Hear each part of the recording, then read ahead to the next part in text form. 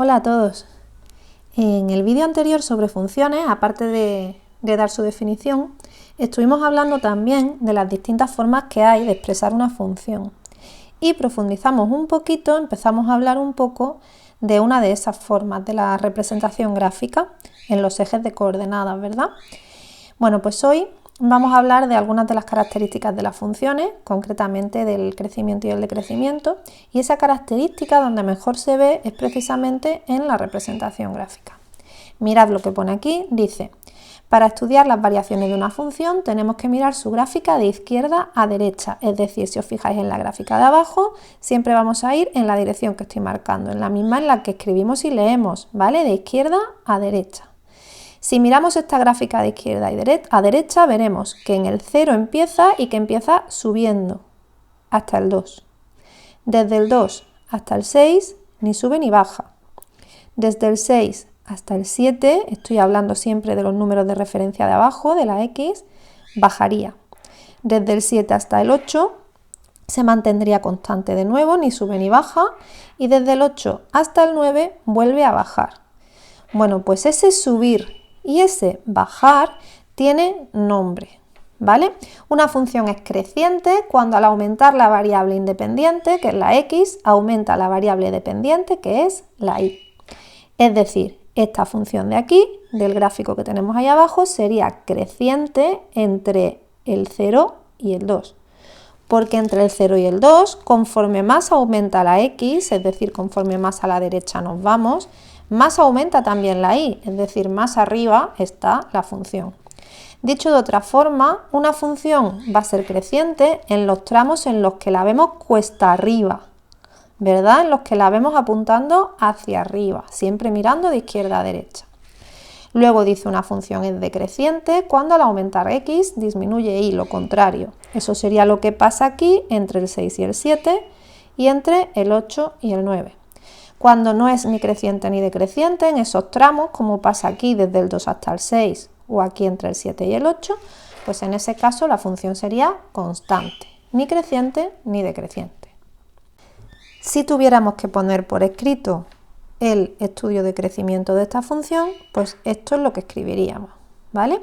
Esta función es creciente desde x igual a 0 hasta x igual a 2, lo hemos dicho antes, constante desde x igual a 2 hasta x igual a 6, y desde x igual a 7 hasta x igual a 8, y decreciente desde x igual a 6 hasta x igual a 7, y desde x igual a 8 hasta x igual a 9.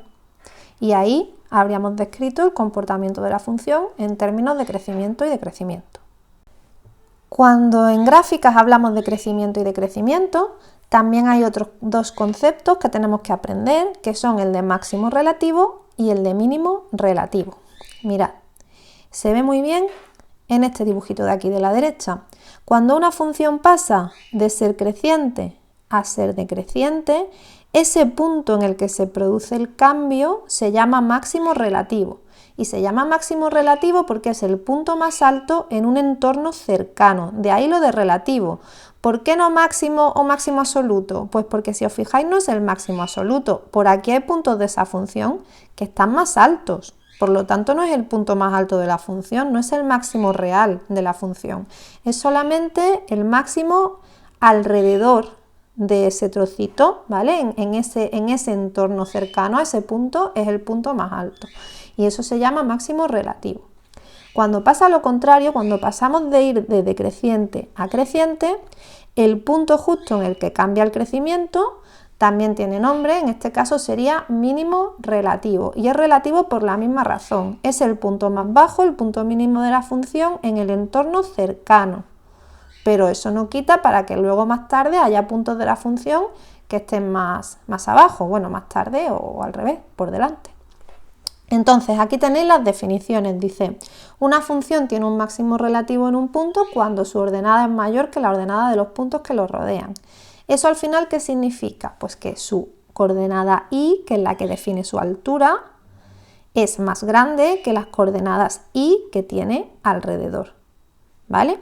En la práctica lo que vamos a mirar es que la función pase de ser creciente a ser decreciente. Y luego presenta un mínimo relativo en un punto cuando su ordenada es al revés, es menor que la de los puntos que la rodean. Es decir, su coordenada y en la más bajita en todo un entorno alrededor. En todos los puntitos que lo rodean, la coordenada y más bajita la tiene el mínimo relativo. Entonces, miramos aquí esta función de abajo. ¿Dónde hay aquí máximos y mínimos relativos? Bueno, pues aquí tenemos un mínimo. Se ve muy clarito, ¿verdad? En x igual a menos 1. Aquí tenemos un máximo, en x igual a 1. Aquí tenemos un mínimo, en x igual a 5. Y luego tenemos tramo decreciente, tramo creciente, tramo decreciente y de nuevo tramo creciente. Por lo tanto, si yo tuviera que escribir un estudio sobre el crecimiento y decrecimiento de esta función, diría que esta función es decreciente desde x igual a menos 3 hasta x igual a menos 1.